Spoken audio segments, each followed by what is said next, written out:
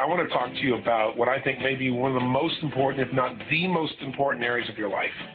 An area of your life that, when it's handled, can give you the greatest amount of joy and love and ecstasy that you've ever imagined, and probably is most of the peaks of your life have some aspect of this in your life. And then, of course, if it's handled ineffectively, this is the place of pain. This is the place where people really feel themselves devastated. This is the place where life seems to lose its meaning. So the area we're going to talk about, of course, is that vehicle of life, that thing we focus on called relationship. And if you handle it well, my God, I mean, when you're in love, when you feel that connection, when you feel that bond, when you feel that sense of oneness with somebody, what's that like? I mean, what can really compete with it? Now, making money might be nice, achieving something's wonderful, but if you do it alone, it's worthless. If you don't have someone to share that joy with, what's it like? At the same time, being upset with yourself is one thing, but when you got someone else to be upset with, boy, you can really do a number, can't you? You can really get yourself upset. You can really get yourself wired. You can make yourself feel massively inferior or massively superior, angry, upset, frustrated, hurt, devastated, right? You can do just about anything to yourself you want with this vehicle called relationship. And I call it a vehicle because we forget that relationship is a way of relating, that it's a process. It's not a fixed thing in time, that it's always changing, it's always moving. In fact, one of the challenges we have as human beings is we all want to get things done. You know, we want to have the whole thing done. We want to get all that financial stuff handled so we never have to work again. Of course, if you never worked again, you'd be totally unfulfilled. And I can tell you that because I had the privilege at a very young age to achieve that. I don't have to work anymore. But everyone I know who never has to work again usually works harder. They're just doing what they love now. Their focus is on doing things because they want to, not because they have to. But most of us think we want to reach this level where we can just stop. When you stop, you begin to die. I mean, there are two laws of life, and they're so fundamental, and they're true of everything, and they're certainly true of relationship. And that is, everything in life must grow, because if it doesn't grow, it what? It dies. And that's true of a relationship, that's true of your body, that's true of your mind, that's true of a plant, that's true of anything in the universe. You grow or you die. When you're green, you grow. When you're ripe, you rot. When you start thinking it's over, it is over. So you can't look for a fixed time when all of a sudden your finances, your body, your relationships are done. It's never done. Your body is a constant challenge to constantly improve and strengthen and make powerful and passionate so you can live life at the highest level and have that edge we're talking about, have that extraordinary quality of life. And the same thing is true of a relationship. You know, most of us have got so many things going, we want our relationship to just be handled. But if it was just handled, you wouldn't have to grow, you wouldn't have to expand, you wouldn't have what you deserve in your life. You wouldn't have that little bit of resistance when you need it, and you wouldn't have that comfort when you needed the reinforcement. And most importantly, you wouldn't have love. You wouldn't have the deepest level of love, the level that you're able to share, whether it be with your creator or with your children or with your lover or your best friend. I mean, that's what relationship's all about. The second law of the universe is you must contribute. Because if you don't find a way to contribute in meaningful ways, you're eliminated. That's a law of life. It's a law of the universe. Anything that doesn't contribute eventually is eliminated by evolution, if not by something else. So in our lives, for you and I to feel fulfilled, we've got to grow, we've got to contribute. And we've got to contribute in a way that we feel has some kind of meaning. If we don't do that, it doesn't matter how much someone else loves us, we won't be happy with ourselves. So a relationship is a place that we go to sculpt our souls, to sculpt our spirit, to sculpt our emotion, and to enjoy life to the fullest. And when it's handled properly, it is the most incredible joy, pleasure, excitement possible. And when it's handled poorly, oh boy, is it pain, isn't it? I know you've been both places. I sure have. So the secret is we need to look at three things. First, let's talk about how do you create an extraordinary relationship. An extraordinary relationship, not a good one, not an excellent one that's really outstanding. Now, I don't care whether you're starting from scratch or you have one you're already in and you want to create it or recreate it, rejuvenate it into an extraordinary relationship. The principles are basically the same. The second thing we want to talk about is how do you deal with the inevitable challenges that show up in any relationship. They're going to be there because when you got people who have different values, different ways of looking at life, different rules, you're going to have conflicts. It's a matter of time. And no matter how much you love somebody, it's going to show up at times. Some conflicts are small, some are huge. That has more to do with the personalities and the rules and the values of the people involved. And then thirdly, how do you nurture and expand this relationship geometrically? How do you make sure that that growth factor is absolutely there? You've not just created a relationship, but you keep expanding it so that that fulfillment is a spiral that moves up as opposed to entropy showing up, which shows up in most things, doesn't it? Things begin to just naturally break down. If you aren't moving forward, it's moving backwards. That's just gravity. It's the way life works. So now, if we're going to do this, we might start by saying, well, where are you now? Because we've talked each day about this concept of having the ability to close the gap. I mean, how do you create an extraordinary life? You close the gap between where you are and where you want to be. The secret to closing the gap is first be honest with yourself that there is one. In almost any area of your life, there's a gap. If you're healthy, because a healthy person is always looking to make it better. They may love where they are, but they want more love, more connection, more intimacy, more spirit, more playtime. Someone who's going to listen more, feel more, want to give more. We all want more if we're healthy and growing and expanding. It's the nature of a quality life. So where's the gap in your relationship is going to be the first question we're going to really look at here. So maybe we should start by saying, where are you now? I mean, there's really only two positions people are in, right? You're either in a relationship right now or you're not in one. I don't know if we're talking about intimate relationship as an example. So if you're not in a relationship, there's really two perspectives. Either A, you want one, but you don't have one. And the question is, if that's true, why? And the answer I can tell you right now. If you really want a relationship and you don't have one, it's simply because you have mixed emotions about what a relationship will mean.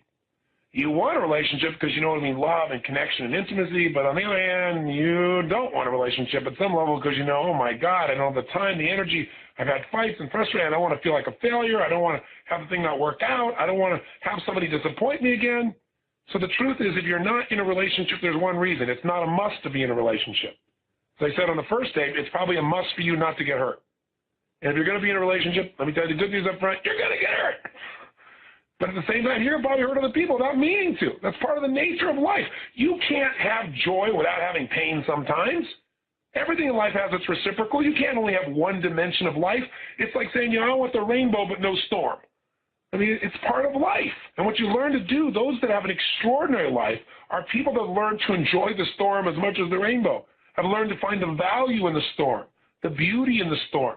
I mean, that's when all that rain comes down that some people are upset about, the plants are gobbling it up and loving it. You know, sometimes you got to be a plant. Sometimes you got to be a seagull. You got to change perspectives. So if you're not in a relationship, either A, you want one, and we described what's there, or B, you don't want one. And you're clear about that, in which case it's obvious what the problem is. You've associated so much pain to relationship that even your natural drive for connection is being shunted. And the sad part about this is eventually this creates even more pain than if you're in a relationship, for sure, because we all have a deep emotional, spiritual, psychological need to connect at the deepest level. We have a need for this intimacy. It's not something we want. It's something we have to have. So we'll have to deal with those negative associations. Not we. You will have to deal with it, actually. I would just like to help, right? And you know you got to do it sooner or later, and you probably wouldn't be listening to this tape unless you really were ready. The second position you could be in is you're in a relationship, and then there's three perspectives. Either A, you want more from it, which, by the way, would be natural no matter how great the relationship is. B, you want out of it. That's the other side, the other extreme, but you're not quite sure how to navigate it, or you can't, or why aren't you out of it? If you want more, that's natural. If you want out of it, it's because you associate a lot of pain to it. If you're not out of it, though, it's because you associate pain with leaving. You see, relationship is all about emotional association. It's not about the real thing. We don't really respond to life anymore. We respond to what we associate to life. Somebody said something, and then we decide what that means. That means they don't care, they don't love me, they don't think. We go off on a tangent because most of us are not responding to what's happening in the moment. We're responding to our past. And when someone does something that resembles pain from our past, boy, we run quick.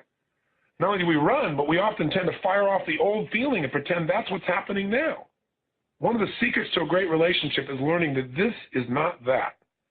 That the person you're with right now in this moment deserves to have a fresh slate, and you deserve to have a fresh slate with them. Because what really messes up a relationship is walking in with all these wounds. It's like if I took your arm right now and I rubbed my hand across your forearms back and forth like this, just rubbed it, for most people that wouldn't hurt at all. But if you got a big scab there that's really, really wounded and it's not even fully covered, and I come back with a little cat hair and touch it, you're going to jump out of your skin. And you're going to go, you know what, this relationship is horrible. No, it's not the relationship. It's the condition you're bringing to the relationship. And the condition is you're bringing the past. So one of the things that you want to look at is if you are in a position like this where you are pushing away a relationship, or your relationship that you want to get out of, one of the things to look at is, are you making this person into someone else? Are you responding to them as if they're your mother or your father or your brother or that horrible person that you would have done anything to get out of a relationship with, but you stayed there too long? Are you, out of your fear, magnifying the situation? Are you adding a meaning that really isn't accurate? If you master the meanings of your life and you don't make things more than they are, relationship becomes much more delightful. Because what happens for most of us is we make things bigger than they are. In fact, almost all stress comes from making things more important than they really are. This means, no, it doesn't mean this. It's kind of like the story about Sigmund Freud. One of the big conventions that he held to teach all these other psychoanalysts the process that he was teaching through Freudian psychology, he's sitting in the back, and while another speaker is speaking, he's smoking a big stogie, a big cigar. And many of these therapists are looking back and staring. And they get fixated. And you can see some of them become visibly upset because they're thinking, listen, this is the guy that teaches about oral fixation. He's sitting here sucking on a cigar. And so most people would never dare say anything. And when Freud got up, he's a very powerful man, and he begins to speak. And when they finally get the questions and answers, this one man could not hold himself back. He raised his hand, young man stood up, and he said, Dr. Freud, he said, would you mind explaining to us how you, sir, the man who's describing the problems of oral fixation, could be sitting back in the back of this very room smoking a big cigar, sucking on a cigar, sir? Freud was very calm. He looked at the young man. He pulled out a new cigar. He lit it up, put it in his mouth, took a big puff, blew it out, and said, Sir, sometimes a cigar is just a cigar. Sometimes we make up stuff. You did this, therefore it means that. No, sometimes these things have no relationship whatsoever. And learning how to ask yourself a new question can change your life. So I'll go right into a principle before I do anything else, because as long as we're talking about it, let's hit it. So let's take a moment now and let's answer a really important question. What's the purpose of a relationship? Any relationship. Is there a universal purpose? Is there a universal reason? So often in life, we want things. We forget what we want them for. Have you ever said, I want a relationship? And then you got one and you thought to yourself, I don't want a relationship, right? Because you thought what you wanted was a relationship, but what you really wanted was something else. Maybe it was intimacy. Maybe it was love. Maybe it was sensuality. Maybe it was a connection of spirit.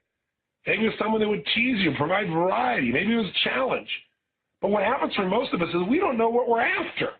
And so then we get disappointed when we don't achieve what we don't even know we want. So you got to get clear. What's the real purpose of a relationship, of all relationships? Some people say, well, to communicate. Other people say, well, to learn, to share, to know, to understand, to experience things. All those answers are accurate, but the real purpose of a relationship, the purpose that feeds out of all the things we just described, is one simple thing. The purpose of a relationship is to magnify the human experience. And what do I mean by this? Well, think about it.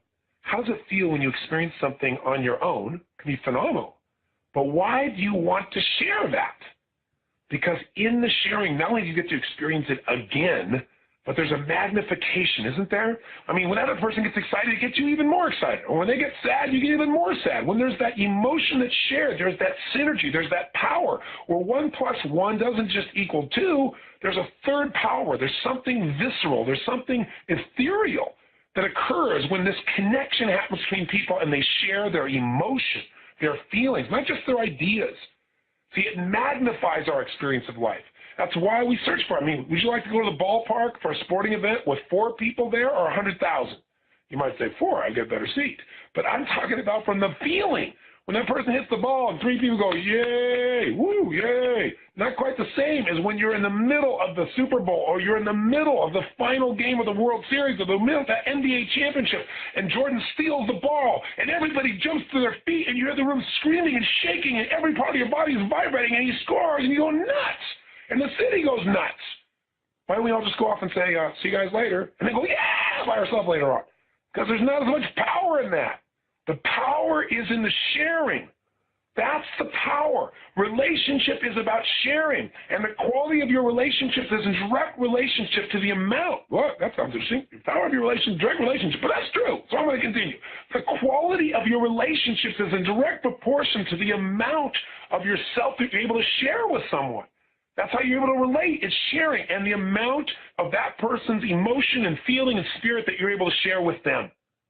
In other words, you got to listen, you got to hear them, you got to feel them, you got to experience them. It can't just be you doing a data dump to somebody else. That might feel good for a while, but it won't last. Community comes from relationship. I mean, if you look at the web, if you go on the web and it's the place you can go and just get stuff, that's nice. But it becomes a community when you know it's a place you can go give things. When both are happening, the give and take, when you can pitch and catch, now you got something, because now there's a growth, there's an expansion, there's a magnification, there is life. That's what relationship's about. So if you're in a relationship and you're not able to share, you're not really in a relationship. If you're not able to care about someone else's sharing, you're not in a relationship, right? Or you're in a low-level relationship. You know, obviously different levels of quality, but not an extraordinary one, not the kind of one that a person who gets a program called Get the Edge wants to be in. And we talk about get the edge here. We talk about get the edge over someone in a relationship. If you have something over somebody, you're no longer in a sharing mode. You're in a controlling mode. That isn't a related state. That's not a relationship, right? When we're relating together and we're moving in a direction like that ship, we're related, moving the ship forward, right? We're experiencing that joy, and we're experiencing the happiness, and we're experiencing the pain, and we're experiencing the learning. We're experiencing all of those human elements, all of those elements of the spirit.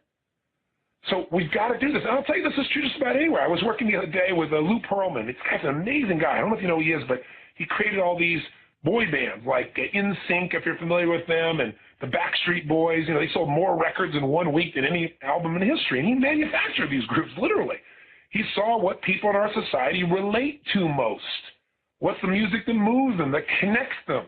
And what kind of people do they connect to most? And he put together a formula. But more importantly, he brought these kids together and put them in a house and lived with them and trained them not only how to sing and dance, but how to relate together, how to create harmony. He says the secret to these groups is 5-part harmony. There's a level of emotion and intensity that comes when you put these 5 voices together, different distinct voices, and they unify and they relate, that's able to move the spirit of people around the world. Even people think, it's manufactured, that music's predictable, still moves people more than anybody else. He's brilliant. So he asked me to come down because they formed a new group. It's an all-male band called O-Town. So he asked me if I'd come down and work with these kids and help them to integrate all of their best abilities. And when I went down there, I had this conversation with these young men, and I said, listen, every one of you as an individual has achieved an immense amount just to get here. But you're never going to get where you want to go unless you learn to relate as one. The power is in the unity. The power is in your relatedness.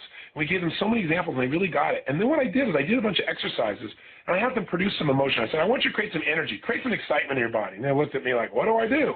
And then they began to do things physically with their body. And I said, double the intensity, triple the intensity. I said, take it to the next level. Come on, whatever it takes. You know what they all did? They all got up and started high-fiving each other. They all started looking at each other, pointing at each other, interacting with each other, and doing it in unison. I didn't say do anything together.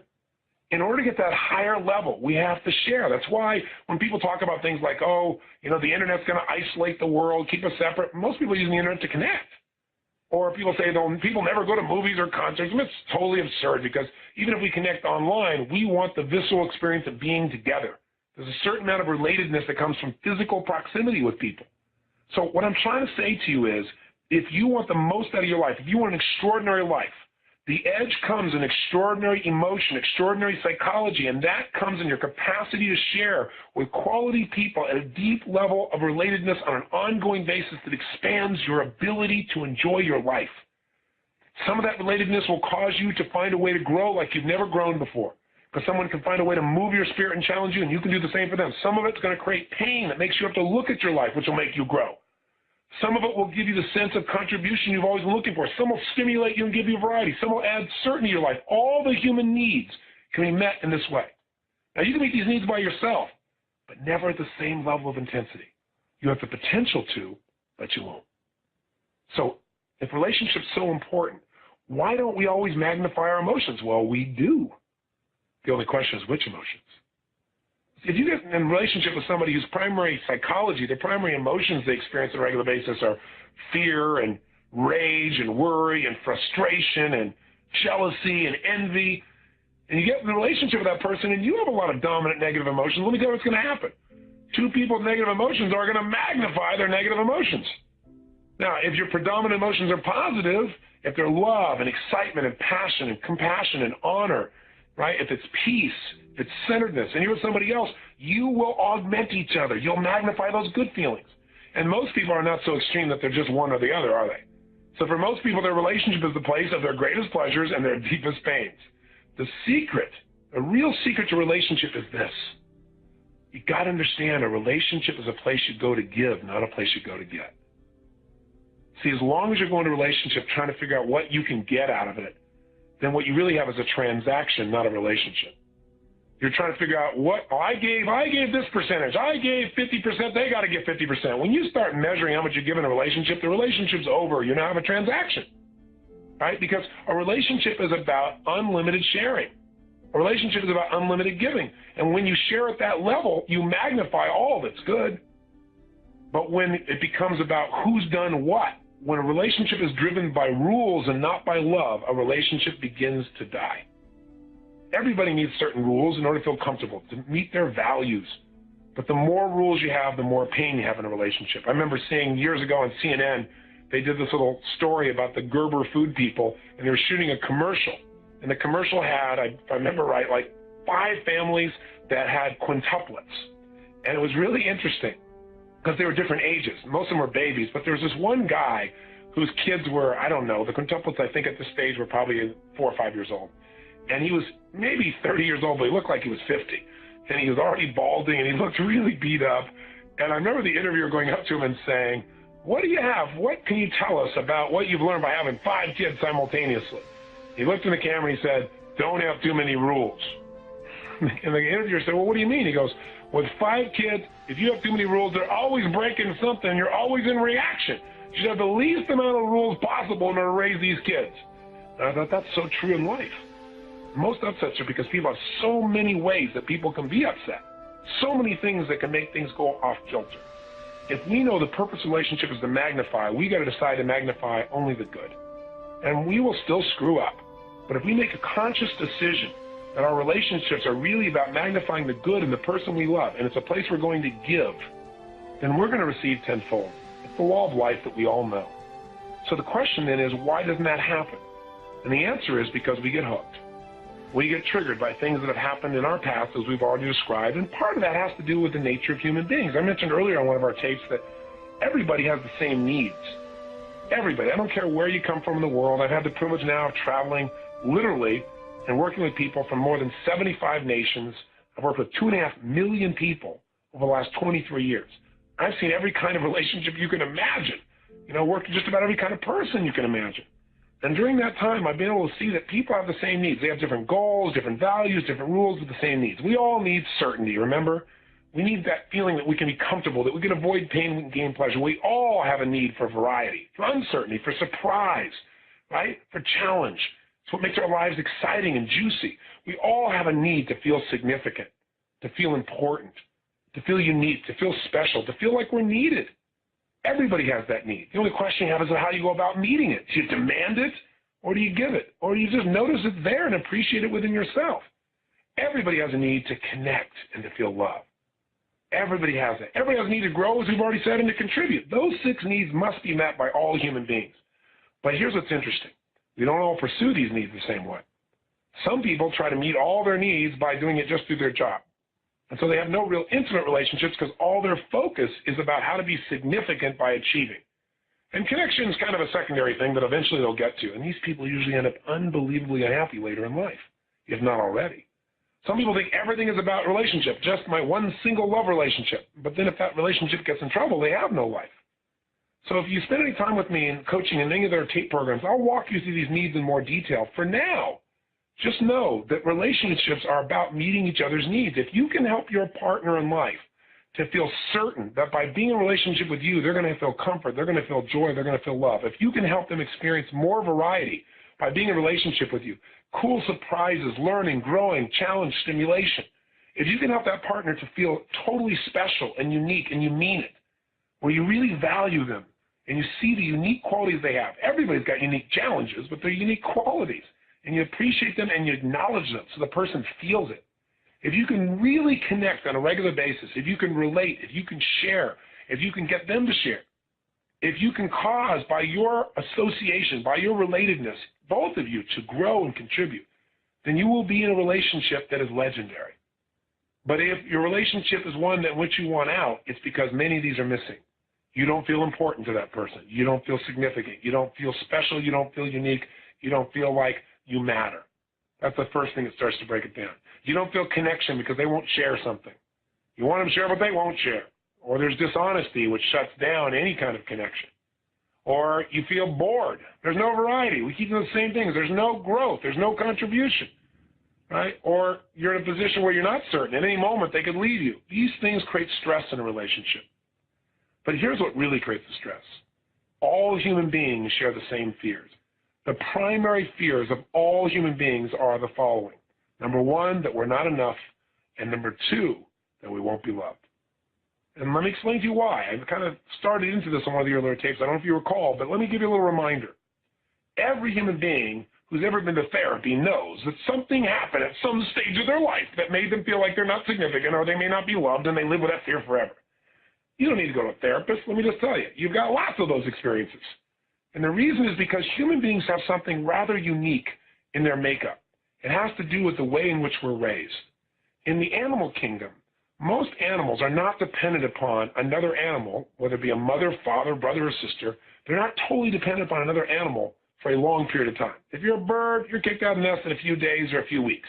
If you're a snake, you're a turtle, you're dropped off and you fend for yourself in the first moment. There's nobody around. You got to step up, right? But if you're a human being, you're one of the few creatures on Earth, like primates, that's one of the other creatures like this, that have a long period of time in which your survival revolves around a total dependency upon another human being putting your needs ahead of their own. See, as human beings, we weren't born with some special venom or special incisor teeth or claws. Our evolutionary advantage is our ability to relate to each other, to share, and through that, to share ideas, thoughts, feelings, emotions, and produce an extraordinary advantage in life. That's why we as a species have flourished. But you know what? Leave us alone. How do we do? If a baby is left alone, it dies. A human baby. Why? They get something called failure to thrive syndrome. If a baby is not stroked, isn't physically loved, isn't given, as the doctors say, tactile stimulation, also known as love, and the baby has failure to thrive syndrome, they can't explain it, the baby dies. Love is a need that is so deep within us. It is a survival instinct, and without it, we die. That's how important it is. But here's what's unique about human beings. That makes your mother, and hopefully your father, but not always fathers, always mothers, have to love you if they're biochemically healthy. The reason is all women, when they're pregnant, have something called oxytocin that flows in their body. And what this hormone does is it makes this mom have to love the child even when the child is butt ugly. Right? Immediately, this child who looks like a lizard is the most attractive thing on the face of the earth. Now, what's interesting, he's got all this fat around him. It's the last time someone will say you're cute when they got fat around you. He burps, and it's wonderful. He throws up, it's okay, baby, we love you. Right? It doesn't matter what you do. You are loved. And guess what? It's a good thing. Because all you got to do is make a little noise, and everybody jumps to meet your needs. I mean, anything you needed, it was going to show up. When's the last time you felt that way about your life? Right? So what happened was your survival depended upon it. Now, some fathers do leave in various cultures of the world because they don't have oxytocin. Most fathers, the connection, the sense that their life is more significant than themselves, that there's this being that's been brought in the world through them, causes them to be connected. But that's an emotional, spiritual thing. It's not necessarily biochemical. That's why women, if they're healthy, just don't leave. Now, here's what's interesting. As I said earlier, there's a point when this oxytocin leaves. When that stuff wears off, ooh, the stuff hits the fan, doesn't it? Suddenly, the same stuff you used to do, you get a swat for, or a harsh word, or ignored. Suddenly there's all these rules that have to happen before you get love, which is your substance of survival. Think about it. You have to do something significant now. Before you have to do anything, you have to act a certain way, good or bad. If you don't get attention for doing good things as a child, you'll do bad things. And by the way, adults are just big children. so that you have the same patterns at some level. And so what happens is you learn. And by the way, how long is this dependency for most people? It's not like other animals. It's not a few weeks. It's not a few months. It's 5, 10, 15, 20, these days 35 years of total dependency before somebody finally gets it. So we live in a world where we become connection freaks because we know if someone doesn't care for us, if we're not significant enough, if we can't generate enough love, we're not going to survive. So while you may remember having gone to your therapist this one time when your father or mother said something or another child said something or somebody dumped you or they didn't give you the love you deserve, and that's why today you have this inferiority thing. That's why today you have this fear of not being enough. That's why you don't feel loved. That's why you can't be intimate. Bull. Because you're human. All of us have it. Some of us indulge in it. Some of us live there. Other people discipline it and say, when that comes up, hey, here's the truth. I can love myself. Here's the truth. I love my Creator. My Creator loves me. Here's the truth. This problem is not a problem. I just need to reconnect with this person. But you've got to understand that this creates a situation in most intimate relationships of pain. Because the minute someone looks like they aren't loving you or they're not treating you as significant enough, the fear of the loss of love, the fear that you're going to die emotionally comes up. And what most people do when that fear shows up is they try to get out first. They either try to hurt the other person because they figure if they can hurt them, they'll be in a position where they won't feel so bad. They take their fear and they push it out. Or they hurt themselves. They go inside and get depressed, feeling like there's nothing they can do and their world's going to end. Or they distract themselves through drugs or alcohol or television or overworking, something else that'll make them feel good in the moment so they don't have to worry about the fact that maybe they feel insignificant. Or they find a big problem and they say, I really would be significant. I really would be worthy of love. That's what they're saying unconsciously, except this thing happened. If it wasn't for this thing, I'd be okay. See, you still love me. I have a significant problem. I'll love you. Some people get that love by just giving love to other people even when the person physically abuses them because they're so afraid of losing the feeling that they're significant or loved. At least if I'm being beat, at least if I'm getting attention, maybe there's still a chance for love. Or the achiever's approach. If I make enough money, if I accomplish enough, if I achieve enough, then people will notice I'm important and eventually I'll feel loved. Maybe I'll get the love. It is the basis of the psyche of human beings. So now, since most of us have no clue what's driving us, we have no clue what beliefs and rules are controlling us, and we've modeled most of this as a mismatch of experience that we never really thought through consciously. We've never been through a date with destiny type of program where we help people to find what they want, how they want it, what the rules need to be to achieve what they want and rewire themselves. Most people have no training whatsoever on what's driving them as human beings. They don't know why they do what they do. They just got these things that they do, and they don't understand it. They're in reaction. They're just trying to get the job done. And you put two of these people together, and you wonder why we have a situation where there's so much pain out there. Take into account also you have people, two types of people, males and females, who biochemically are different and therefore think differently. Some males are more feminine in their energy. Some males are more male in their energy. Same thing with women. But those energies have a different focus. Masculine energy is about achieving, completing, breaking through, experiencing freedom. And feminine energy is about connection and love. And we both have both energies in our body. The question is, which one do you develop the most? And they're so different that they by themselves create conflicts. You want to change your life? You need to ask yourself a new question whenever you're about to get upset with any person in any relationship. And the question is this: what else could this mean? What else could this mean? It'll change your life if you ask it. Because what happens is when you're upset because, not because of what someone did, not because of what they said, but because of the meaning you've attached to it. You say, well, they said this, therefore it means that. So you got to ask yourself, what else could this mean? And you've got to make yourself come up with as many positive meanings as you come up with negative.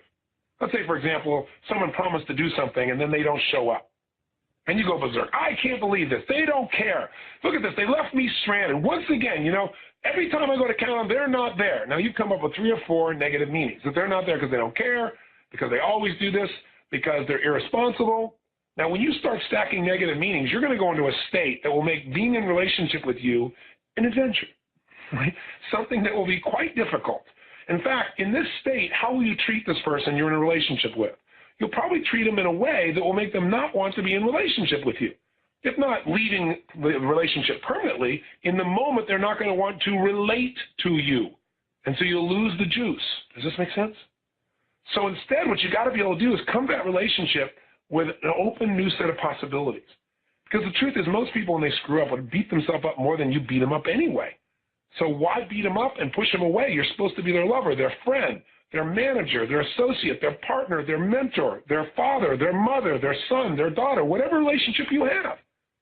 Why not cultivate them? That doesn't mean you have to accept bad behavior, but the way you do it is you don't assume ever that the person has done something deliberately to harm you. When people do things, it's rarely, if ever, about you. Usually you're not that significant. They're trying to meet their own needs.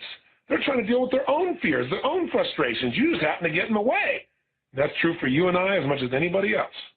So you got to remember, it's not about you most of the time. You know, someone's upset. They're usually upset about something from their past. They're upset about something they feel frustrated about internally. And if they're frustrated with you, it's only because they have the illusion that you're preventing them from being able to experience something they need, some certainty or some significance or some love or something they think they need. So get real and know that it's not about you.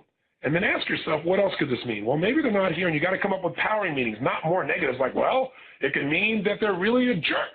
No, that's not the way you do it. You say, what else could this mean? Well, maybe they've been in a car accident. Maybe there's something else that's happening that's critical to the quality of their life. Maybe they're actually doing something for me. Maybe I didn't make it absolutely clear that I need them to be here at this minute. Maybe I overloaded them with too many requests. If you come up with enough other meanings that are empowering, you'll finally get yourself into balance. And when you do communicate, two things will happen. One, you'll be elegant. You won't assume the worst, which really hurts people. When you assume the worst, even if you're right, you injure people in relationship. And when you injure a person you're in a relationship with, you injure yourself. Because you injure the relationship, and that's something you share together. It's like so many people in a relationship, things aren't going well, and the first thing they do, what do? They attack. Now the problem is you're attacking your teammate. You're attacking your shipmate. We're on this spaceship called Earth together. And half the people are trying to blow up half of their own ship. It doesn't work. Relationship is about unity. It's about how do we help each other move to the next level, not how do we punish each other. The biggest challenge you'll find in relationships is people would rather be right than be in love. You got to ask yourself, what else could this mean? You know, do I want to be right? Do I want to be in love? Do I want to learn? Do I care about this person? Let me focus. So I kind of go off on this tangent, but I'll tell you why. Because if you want great relationships, you've got to become a master of meaning, and you've got to find empowering meanings. In fact, even if you're wrong and you assume the best from people, they're going to appreciate that. And pretty soon, that expectation becomes something they want to meet. Rarely do people respond from negative reinforcement, but consistently people respond to pleasurable reinforcement. For example, if you wanted your spouse to call you every night at 6 p.m. when they're on the road, and one night they don't call, and then when they finally do call, you tear into them. What have you taught them? You taught them calling you equals pain. So, no, I'm teaching them not calling equals pain. No, they wanted to call you. They called you on their own. Now's the time to give them reinforcement. I saw this happen with my daughter, with her boyfriend. Like she wanted him to call, and he got busy, and he didn't call. And when he finally called, she would just tear into him. After about 6 weeks of this, he wouldn't call at all, and the next thing you know, the relationship's over. Negative reinforcement is not your goal. So how I got off on this tangent is, if you're in a relationship and you want out of it, don't respond from the past. Don't assume the worst. Find an empowering meaning. And then if you still see that this is not meeting your needs, and we'll describe how to decipher that in this tape, then obviously you need to take action. The third perspective is you may be in a relationship and you may just be immobilized. You may be just given up. You may be in repression. You don't want out. You don't want more. You just kind of accept the fact that this relationship just is. And that's probably the worst place to be, because you know what? Pain and pleasure at least will move you. You know, if you're in a rut, you're in trouble. I hope a wagon is coming down your rut because it will get you moving. Because to have a life, you've got to have some movement. So if we're talking about relationship, the first thing I want you to think about is, let's say intimate relationship, where are you? Are you in a relationship or not? And what's your perspective? Right? Do you want a relationship? Do you not want a relationship? Do you want more from the one you're in? Do you want out of it? Are you immobilized? Because we need to know where you start. Now, the next question I have for you is, okay, where do you really, really want to be? What would your ideal relationship look like? I'm going to guide you through a process on this tape to have you actually describe that in detail. But I want you to begin to think about that even now for a moment. I mean, if you could have it any way you want it, what would your intimate relationship be like? What would you guys talk about? What would you laugh about? What would you share? What would you learn together? What would you grow? What would you contribute to each other? How would you make love? What would be the magic times that you'd share? How would you surprise each other? You know, most of us are so busy with all the demands of our lives that we don't take time on the things that are most important. Most people's lives are not working because they're more focused on, the to-dos on their list than the relationships that matter. See, at the end of the day, when I'm teaching someone how to manage their life, I don't try to look at their to-dos. I say, what did I achieve today? But the next question I ask them is, who were you today? You know, in terms of your relationships. Like I'll say, you know, today I didn't get all these other things done, but I was an extraordinary father today because I spent such great time with my daughter, Jolie. We did these cool things, and they weren't what I intended to do initially, but it's the most important thing to me. And, you know, all of a sudden the day is a victory. Life is relationship, and the quality of your life is directly related to the kinds of relationships that you create and you expand and nurture throughout your life. But it's easy to get off track and get caught up in the doing, isn't it? You say, okay, Tony, well, you've helped me to understand where conflicts might come from, but what's the solution? Good question. The solution first is an awareness and appreciation of what this is all about.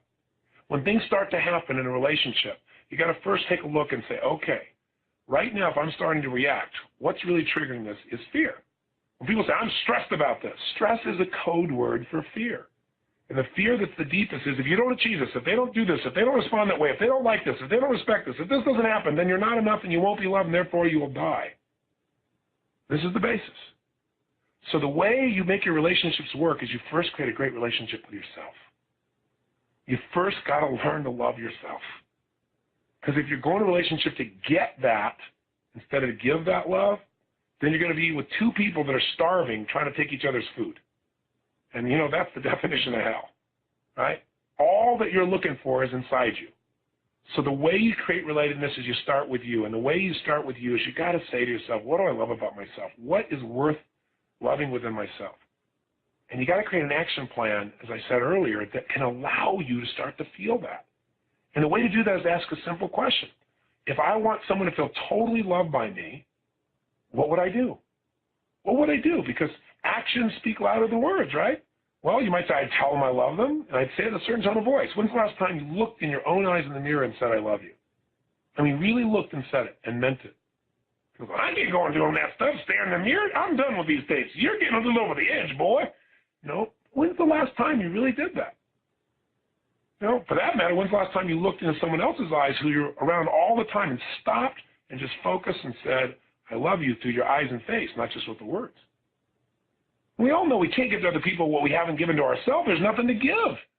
You can't go in empty and expect to fill somebody else up, and you sure as heck can't go to a relationship always empty and expect that that person's going to feel good about being related to you. They're going to feel like you're a taker, not a giver. So fill yourself up. What else would you do if you wanted someone to know you love them? You might do things for them. You might take some special time for them. What are you going to do for yourself? What special time could you take for yourself? What else would you do if you really, really adored somebody? What else would you do? You might tell other people how great they are. You go, well, can I tell other people how great I am? Yeah, you can if you do it elegantly. You absolutely can. As long as you do it with a little smile on your face and go, well, I'm pretty good. Can I tell you what I did? Because I want to hear what you do. I'm just learning to acknowledge myself. You know what? If you do it and you're not full of yourself, you're just acknowledging the truth, it inspires other people. But if you do it and you try to pretend like you're not doing, go, yeah, well, let me tell you what else I've accomplished. Yeah, that's not connecting with yourself, and so you can't connect with anybody else, and you're just seen as a blowhard. There are other words to use, but they're a little more graphic, and I think I'll avoid them at this time. You know what I mean, right? You got to connect with yourself. So before we do anything else, I've talked about so many things here. Maybe you want to take some notes and jot down a couple of these principles, and maybe you say, okay, all right, one of the things he's talked about so far is when I get upset, I need to ask myself, what's really happening here? Am I responding my past to the present? I need to ask myself, what else could this mean? I'm just going to do that for the next 3 days or the next week. I'm going to do that all day long in any upset I have. That might be a nice thing to do. Because if I was doing this as a tape program, honestly, I do a whole library and we break it down. So maybe you want to start with that. But right now, and there's a bunch of things we've done here. Why am I in this relationship? To magnify my emotion. Now, are these the emotions I want to magnify is the question? No. Very good. For me to feel this way, I have to give it a meaning. What's the meaning I'm giving this? Well, what else could it mean? You know, Tony said the principle. It's not about me. If they're doing this stuff and they're coming at me, it's because they need significance. They're screaming for significance. Or they just need some love. It's not about me. They're not trying to hurt me. They're just trying to meet their own needs. So we've talked about a lot already, haven't we? If I'm really in a position where I'm really, really upset with somebody, you know, is it something I'm upset with myself about? Asking quality questions gets you quality answers, will get you a quality life. But let's do one thing right now. Because in a few moments, we're going to talk about the most important principle in creating a relationship. But before we even do that, I want you to turn off this program in a second. Just turn it off for a moment. And when you do, I want you to write down a game plan of what you're going to do so that you really love yourself. And I don't want you to hear the story of, I can't love myself, I never love myself, it's not a problem. Forget all the stories. The only thing keeping you from getting what you deserve and what you want is your story about why you can't do it. So put the story aside. Give yourself this gift. If you were going to really cherish yourself, if you were going to really let yourself know you really love yourself, what would your action plan be? And by the way, how important is it for you to feel that you love yourself? I mean, if you don't, can you really love anybody else really 100%? Do you really think you have the ability to give if you don't have that love for yourself? And let me tell you the good news. You do have that love for yourself, otherwise you wouldn't be alive. You would have taken your life to be gone. So don't say, I don't love myself. That's just something you may have said over and over again. Let's just be more demonstrative. So I want you to create an action plan. What are you going to do? You say, I'm going to take 2 minutes in the morning for the next 7 days. I'm going to do this stupid thing Robbins said. No one will know. I'm going to look in the mirror and I'm going to say a little incantation over it. I'm going to look at myself and go, I love you. I love you. And you say your name, look right in your eye. I love you. Let me tell you what I love about you. I love your commitment to people. I love your caring heart. And say your name. So then I'd say, Tony, I love your caring heart. I love your commitment to people. Tony, I love your playfulness. I love that you're off the wall. I love that you're willing to do whatever it takes to help people. I love that you're so committed to be strong physically and healthy. I love your love for God. I love, and look in your own eyes. Because then it's not just saying, I love you, I love you, I love you. It's giving real reasons. It's like when you give someone a compliment in a relationship, little tip, don't just say, you're great, you're awesome. That wears off real quick because people think, you're just blowing smoke. But if you can say, you know what's really great about you?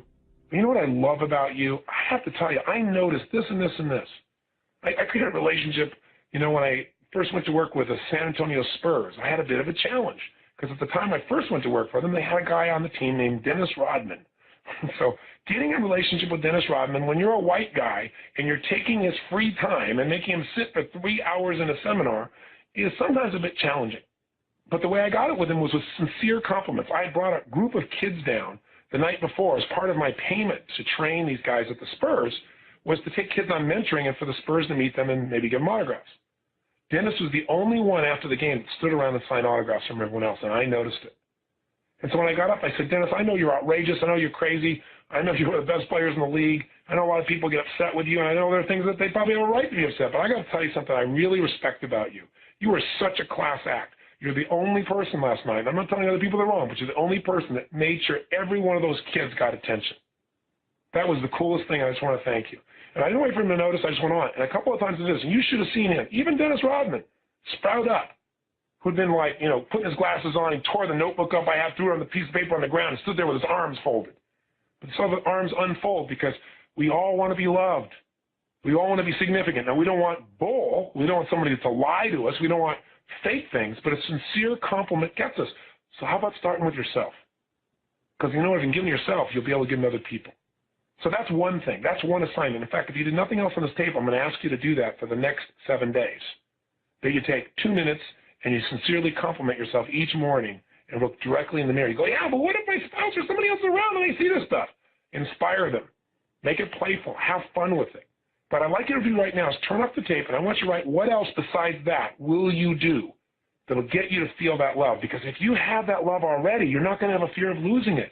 And when you don't have the fear of losing your primary fear, when that primary fear is gone because you know you can't ever be not enough because you're enough for yourself, you can't ever lose the love because you're giving it to yourself, or you've connected with God and you know that's everlasting love, whatever works, then you don't have to react in relationship when someone says something that makes you feel like, well, maybe they don't think I'm significant, or they act like they may not be there for you, may not love you. You don't have to overreact. And when you're no longer overreacting, the quality of your relationships transforms. Does this make sense to you? Then turn this tape off now and write a list of at least 10 things you're going to do to teach yourself, to learn, to appreciate, to acknowledge what a great human being you are and how much you love yourself. Please take the time to do that right now. Turn off the tape. Okay, welcome back. I hope you took the time to really do this. If you didn't, please stop the tape and go back and do this, because you can't love anybody else. Really give love to them if you haven't loved yourself first. And we all know that intellectually, but when you begin to do things for yourself that demonstrate beyond a shadow of a doubt that you love yourself, all of a sudden you're not in a place of scarcity. And see, when you're in scarcity, it's really hard to attract somebody who's full. Because, like attracts like. When you feel full of love, you can't believe all of a sudden there's this abundance. It's like in life, when you're barely surviving financially, no one will help you. And when suddenly you're rich, everybody gives you stuff for free. And you go, no, I want to pay for it. No, we don't want to pay for it. Man, when I was starving, they wouldn't give me a meal. Now everybody wants to pay for my meal, take me someplace, give me something, tickets, fly here, do there. It's bizarre, but it's a law of life. Water seeks its own level. Like attracts like. So you must become in your soul, in your feeling, in your emotions, that which you want. And if you do that, it's easy. It flows. It's natural. Now, what were the things you put down? And what were the patterns? Did you notice any of them? Were some of the patterns things you would do for yourself as a demonstration that you loved yourself? Were they auditory things you said to yourself? Were they things you did that caused you to be around other people that would love you? These need to be primary patterns people have. For example, the people here in the studio, by the way, if you're ever in one of these studios when I'm doing one of these tapes, you become one of my laboratory subjects, like a guinea pig. But seriously, the people here had a couple of interesting things. One young lady said that she used to, years ago, had this great pattern, which she kept journals, usually about 4 or 5 times a week. But at the end of her journal, she would always write who I love and who I want to send loving blessings to. And then she would always end it by saying, I love you, her name is Pamela, I love you, Pamela, XOXO. Every single time. And she said the act of writing that down every single time, blessing herself and making sure she loved herself, anchored it in her body so real, and she hadn't done it for a long time, and she misses that feeling. Another example she gave is she just recently created a collage where she cut out a phrase that said, how do I love thee? Let me count the ways. And then she's been adding to that list, and she said the great thing is every time I write down another thing I love about myself, she says that page in my planner, I read all the other ones again. And so it stacks the emotion of all the reasons I love myself, which, by the way, is really great. Because this isn't just I love you or you're great. Remember, when you give someone a great compliment, you want to be as specific as possible. Well, that's true of yourself as well. Another thing that she does that we do in our seminars is we have people at the end of some of our intensive programs. Like if you go to our Life Mastery program, it's 9 days of total immersion that we do in Hawaii that we do once a year. And then people come back 6 months later to do a program, usually in Palm Springs or Florida, and then they do another program after that 6 months later on wealth mastery. And they can do that anywhere in the world. So we get to see people through time. And what we do is at the peak of their emotion, where they've made these great changes in their life, and they're in the best physical shape they've ever been in, the best emotional state, and they know they're on target financially, in those moments, we then have to stop and say, now give yourself real wealth. Write yourself this love letter. Write as if it was God was coming through your hand, as if you had no filters about being appropriate. As if, I can brag about my son or daughter, and I mean it. I can talk about how great they are, how much I love them, how special and unique they are. There's no hesitancy. So write about yourself the way your parents could write about you or God would write about you. And so you have people write this, but the best part is we seal it, and then we send it to them 6 months later when you're in another state, another thought, another place. It's very emotional. I personally wrote a letter like this to myself almost 10 years ago, and I picked up an old book from my library, and there was the letter in there unopened. And I opened the thing up, and I read it, and I cried. It was just so emotional. It anchored me back to that place. So these are all great demonstrative ways. Another thing she said she's going to do is she said, every morning she spends so much time working on her hair in front of the mirror. She goes, that's a great time to look in your own eyes and send love to yourself, or kind of flirt with yourself, say, hey, you're pretty hot, that kind of thing. And while it sounds silly, it creates a playful state with yourself. And lastly, she said, working out. Whenever she works out consistently, she feels so good about herself that she feels like she's really giving to herself. And it's ironic that most of us don't work out because we think, I don't have the time, or, that'll make me stressed out. The truth is, not working out creates 10 times more stress. That's why that hour of power is so important. Another person here said that what they really do is they kind of pull the covers up around their friends when they want to feel loved. And that metaphor is, for this man means that if he's feeling kind of down or lonely or sad, instead of just sitting there by himself, he calls 2 or 3 friends and he doesn't even tell them he's feeling sad. He just talks to them about their lives and what's going on. And the warmth that they feel for him, the love and the friendship they share, just instantaneously transforms it. And he feels that love, even if they don't have an explicit conversation about that. It's a great strategy. Because so many people say they feel alone, but they don't reach out. I was in a prison recently, and I was there with a man who's been locked up since 1951. And we have programs in prison systems all across the country. In fact, recently, talk about impact of relationships, we had a study that was done, a follow-up study, that showed the recidivism rate has decreased massively in a variety of prisons, and it's being published by the Journal of Prisons. But the point is, I went back to see a group of these men, and one of them, you can imagine being in jail since 1951. I mean, he was just a boy. We hadn't been to the moon, no color TVs, computers, didn't exist unless they were the biggest, buildings.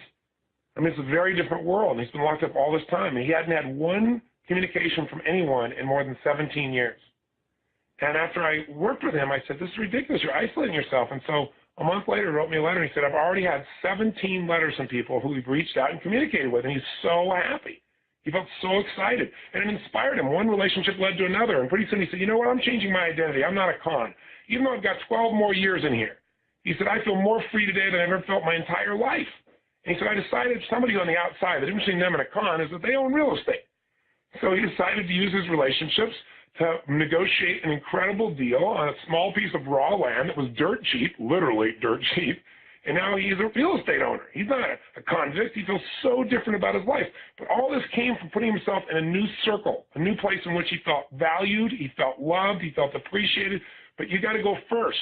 We all want people to come to us. You got to initiate first. So this is a great strategy. Another person here used their hour of power. They said they take an hour in the morning just to meditate and be, to walk around. Another man here said that he'd love to get up in the morning and just take a little time before anybody else wakes up, have his coffee, and send some emails to friends who he never really finds time to talk to. But he feels like he can connect with them then. He can wake up the next morning and see their responses and have that sense of connection, even though the time zones they're on are so different. Another simple thing to do is just to go places you love. One of the men here said that if he would just in the middle of the day, instead of sitting at his desk and having lunch there, he'd be so much more productive if he really just took that hour and went away and went to a nice place. He loves going to the Gaslamp District. He loves the idea of going to the ocean, going to the pier, because those are places that nurture him. And you come back and there's so much more of you to give to your work and to your environment. We live in an age where most of us are trying to be so efficient that we lost the emotion that makes us effective. And that emotion comes from having a great relationship with ourselves, where we feel nurtured by ourselves. And, sometimes you got to do things like this. Hug yourself, as silly and stupid as that may sound. Really touching yourself. I mean, you got to think about what would you do for someone else, though? You give them a hug. You pat them on the back. One of the things I'll do sometimes is, I'll do something on stage, or I'll do something off, and I do something I just know is extraordinary. And I'll reach back and pat myself on the back and smile, and, to kind of make fun of it. But I'm like, yeah, that was awesome. I don't give a darn if anybody else notices. I noticed. That was kick butt. Because part of the challenge in life is that most of us are not busy looking around to acknowledge other people. So if you don't acknowledge yourself sincerely for doing things that are unique or special or just being loving, you're not going to feel that feeling that you deserve. And the more you give these feelings of love to yourself, the more whole you'll be, the more centered you'll be, the better person you'll be in a relationship. You'll have something to give instead of going there to get. And you know what? You'll be more selective. So now let's talk. We've talked about so many different ideas about relationship. Let me wrap up with two principles that we really need to focus on. And that is, the number one principle is, what is the most important factor in creating an extraordinary relationship? Well, the very most important factor is having an extraordinary relationship with yourself. And that's one in which you relate to yourself, you express to yourself, you share these things, you demonstrate on a consistent basis, not just when you're done with this tape today and you do it for one day, but I mean, you really make it a habit. You schedule time with yourself. That's why the first tape and Get the Edge is the most important one. Because if you take that hour of power, or again, your 30 minutes to thrive, or as a minimum, your 15 minutes of fulfillment, the best time is first thing in the morning. Get up earlier, go to bed a little earlier, do whatever it takes. If you can't, then you got to do it at lunch, or you got to do it in the evening at an hour that can't move. It's like a meeting that can't be moved. Because in that hour, all the things we're talking about here have a chance to coalesce. You have time for yourself. We're so busy. We've got to have time for ourselves. But assuming that that principle is in alignment, that is, you already have a relationship with yourself, what is the most important factor in having a quality relationship with someone else? And the answer is selection. Selection. What do you mean selection? I'm already in a relationship. Oh, this whole portion of the tape is not going to relate to me. I've already made my mistake. No, you can't think that way. You're in big trouble. No, selection means selecting the qualities you need in a relationship. So if you're already in a relationship, then this is going to be something you're going to look at brand new. Let me give you an idea. Relationships go through many phases. They go through that initial, oh my God, I'm so attracted to you, believe it, I want to be connected with this person phase, hopefully. It goes through phases of this deep love, and it goes through phases of questioning. Like, what the heck am I doing here? This happens in all relationships. It's the nature of relationships. But what will make a relationship last is if both people share similar natures, or natures that complement each other. Now, what do I mean by nature? I don't mean they're attractive and you're not, so it works out. I don't mean they're busy and you're not, so there's a balance. That's not what I'm talking about. I'm talking about knowing whether or not your relationship, your relatedness is based on the moment or whether it will have a lasting impact. And that's based upon beliefs, values, and goals. In fact, let me give it to you this way. If you want to hire someone for your job, now, you and I both know, again, if you talk to somebody who's really good, an example I can give you is Dick Vermeil.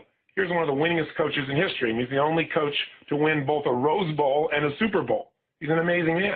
And I was asking him after he won the Super Bowl, I said, what was the most important thing in you winning? He said, was clearly inspiring these men to give their all. I said, well, that's interesting. He said, motivation, people make fun of it, but it's the most important thing because you have all the same players. They're basically at the same level of skill as any other team. It's the capacity to get more out of them, to be able to relate to them in a way where they bond with you, and as a result, you're able to move them to a different level of action. He said, but frankly, Tony, as powerful as motivation is, selection's even more important. He said, I got to tell you honestly, I would have been fired if I had not won this year. He said, the reason is because today in NFL football, he said, the coach is a marketing tool. If you haven't won for 3 years, you're out of here because the team needs to go to the public and say, we have a new coach. We have a new possible future now. He was the problem. Buy some box seats. He said, so the bottom line is you have no time to build a team. So in order to build that team, I had to select the right people. You had to select people whose nature would be to work together. I had to select people who would normally probably give more of themselves than anyone else would expect of them. He said that was the most important task that I went through. He said, by making that selection, we built a Super Bowl team in no time. He said, because we didn't look for individual players with just skills. We looked for players that could relate to each other and work as a team. Now, if it's true in NFL football to get a winning team, it's certainly true of creating a winning relationship. And I'll give you another example from business. When you're going to hire someone in business, there are 3 factors you really have to be able to answer to know whether or not this person is going to succeed long term. Because everybody succeeds in the beginning. It's like all relationships in the beginning virtually have enthusiasm and energy and excitement. It's sustainability that we're looking for. So in a business relationship, there are 3 questions you got to answer. Number 1, can they do the job? Can they? Well, the truth of the matter is if you're interviewing them, chances are they can do the job because you've probably screened them, right? I mean, you've probably gone through their bio, maybe checked some references, or you've had someone else look at things before they even brought in to take a look at you and have an interview with you. So the truth is when you're in a relationship with someone, you're considering a relationship with them, can they be your partner? The chances are that if you're at the level of consideration of that possibility, sure they can, more than likely. But the second question is more important. Will they do the job? I don't mean today. I don't mean tomorrow. I don't mean this week. I don't mean this month. I don't even mean for the next 6 months. Will they do the job 10 years from now? Will they do the job 3 years from now? Now, will this relationship last? Whether they do the job in business or not is based on 2 things. Number 1, does the job meet their personal goals? See, if someone really wants to make $1 billion and the job they're in will never allow that, then you know darn well that however long they're here, it's not going to be long because eventually their goals are going to take them somewhere else. If the job is really about mastering business skills and they want to be a singer, then eventually they're probably not going to be here. Or even if they stay, they won't do the job to the highest level of quality that's necessary. Because some people do stay in a relationship forever. They've been together for 20, 30, 40, 50 years, and they're friends. They don't have intimacy. They don't have a relationship called intimate relationship. They just have this good friendship. And so the same thing happens in businesses, doesn't it? You have somebody there that just kind of hangs on. They don't really grow. They don't really expand. They kind of do the job, but they do it to the maximum capacity? Absolutely not. The second criterion for whether somebody will do the job is, does the job reinforce their nature? Now, think about this from business, and then we'll relate it to your personal relationships.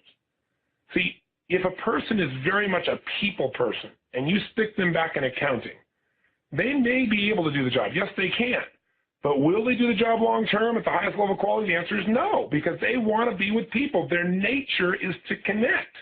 And being isolated in accounting is not what's going to make them feel fulfilled. So sooner or later, they're either going to quit, find another job, i.e. another relationship, or they're just going to hang out there and do the minimum that they absolutely have to and find joy outside the relationship called work. Well, this is also true in your personal relationships. Listen, if you have somebody whose goals are radically different than your own, they want to have kids and you don't, this is a pretty important element. If you can't resolve those goals where both parties are really happy, and you're going to find there's going to be continuous conflict in this relationship, resistance, resentment, and eventually, if you stay together, repression if you don't end the relationship. Secondly, if you're in a position where you're the kind of person that never acknowledges someone, that's just not your nature. You're not much into acknowledgement. You expect, well, people know. I know. You don't have to tell me. Why should I have to tell you?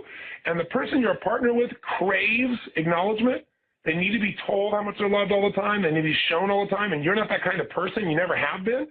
You can try and get yourself to do that for a while, but your nature says as soon as the person looks satisfied, as soon as the pressure's off, you're going to go back to your old style. And so that person will not be reinforced in this relationship. And someone else is going to come by and stroke them and tell them how great they are and how amazing they are, and guess what? They're going to find a great attraction, a great love, a great appreciation for that person, which you will eventually notice or feel or just sense that there's a loss for you. So what's happening is you're two great people, but you have radically different natures. Does this make sense? Now, that's not to say you can't make any relationship work, because of course you can. But when your nature is different than the person you're with, that doesn't mean you're not attracted. People who are totally opposite natures can be totally attracted, but they don't usually have sustainability. That's one of those hot love affairs. Yeah, woo, bam, bam, yum. And then, ooh, what happened? How come I'm not there anymore? Or what happened? What? You're not the same person I met, 6 months ago, or 6 weeks ago, 6 hours ago, right? Everything's changed because the natures are different. Does this make sense? I hope it does. Well, the third question you got to ask when you're hiring someone, you go, boy, Tony, thanks a lot. I'm hiring a lover? Is that what you're saying here? That's what this whole thing's about, how to do a job interview. Well, sort of. Because selection's the most important part. You make the right selection. We find someone who can do the job of loving you and loves that job and will do it because you have the same goals and similar natures or complementary natures. You don't have to be identical, obviously, but natures that support one another. Then the third question is this the right team fit? And team fit comes down to things like values. Now, again, nothing has to be identical because everything's identical, you'd be bored. But it has to be complementary. If your goal is to make a difference in the world and change lives and contribute to society, and your partner, who is the sexiest thing on the planet, who is a total hunk or hunkette, who is the most beautiful thing you've ever seen, who you worship the ground they walk on, but their major set of values in life are to arrive at the top and step on as many bodies as necessary to get there, then I got news for you. I don't care how beautiful they are. I don't care how many other things you share in common. Your values are so radically different that you're going to be in conflicts on a regular basis. And when you're in conflicts on a regular basis, then a relationship is hard to sustain because it's hard to relate to someone. That's what a relationship is. It's hard to form a ship of relations, right? If such a word were to be true. Now, be on this ship called life. Go through life with this person on the ship of your relationship if you don't really relate to what you both value most. If you don't really relate to what they value most, they don't relate to what you value most, you're going to have conflicts. Now, don't get me wrong. Some diversity is necessary. But the things you value at the highest level, if these things aren't in common, you're going to not only have conflicts, you're going to have drama and pain, a kind of pain that doesn't go away. Because when people's nature, when they value things so differently, they're going to always have challenges or they're going to have to repress what they really feel. And neither one is going to make your relationship better or make you healthy or happy. Besides values, another part of team fit is sensuality or sexuality. Because what you value in your sensuality is also extremely important in an intimate relationship. And unless you address that, you got some real challenges. And what's interesting is that very often in a relationship, we try to make our partner be a certain way, don't we? You try to I'll fix my partner. Well, they don't want to be fixed because this is their nature. There's nothing wrong with them. They're not broken. They just don't meet your values. And so you got to be careful about that because if you're successful, you'll take the spirit out of your partner. And if you fail, you'll be frustrated with your partner because after all, they haven't changed. Neither one works. You got to get a partner who is already aligned at a nature level with you. That's not to say everything is perfectly in alignment, but the most important things have to start there if you're going to have a winning team. Does that make sense? And I'll tell you, on the sensuality side, we all have male and female energy. There are some women that are very male in their energy, some very feminine in their energy. There are men that are very feminine in their energy and some that are very male. We all have both energies in our body. But one of the things that happens in intimate relationships is very often people start to become more like their partner, like they both become very feminine or both become very masculine. A man wants the woman to be responsible, and he works so hard to make sure she's responsible, not so emotional, and so she doesn't want to get beat up, so she does that. And then she loses all her femininity and her flow and her creativity and all the stuff that attracted him in the first place. And all of a sudden they lose the physical passion. They're now good friends, they're good business partners, but they don't have the passion. Or vice versa, a woman saying, God, he's such a pain in the rear. When can I get him to just loosen up and be free and be a sensitive male? And then he's so sensitive, man, I can't get him to do anything. He just hangs around and wants to hug and kiss me. I love that for a while, but when's he going to go out and make something of himself? I got to pump him back up again. And this also happens the opposite. Sometimes there are women that are very masculine. They attract a feminine man, and they have this tremendous sexual energy. Because you got to remember that sensuality, that sexuality comes from polarity. Just like the earth, you got different poles, and those different poles create that intense energy of attraction. If you become the same, then there's no spark. There's no electricity. And so when you're looking at Team Fit here, you got to say, okay, does their nature, in terms of their sensuality, create sparks with me, or do I have somebody that's going to quickly become a best friend? But what I really mentioned to you, there's a particular gentleman who's really written some outstanding books, and we got him to do a course that's on intimacy, sensuality. And it helps you to take a little test to find out where are you and where is your partner, and how do you bridge that? And his name is David Deida, D-E-I-D-A, and I highly recommend him. So you might want to check that out.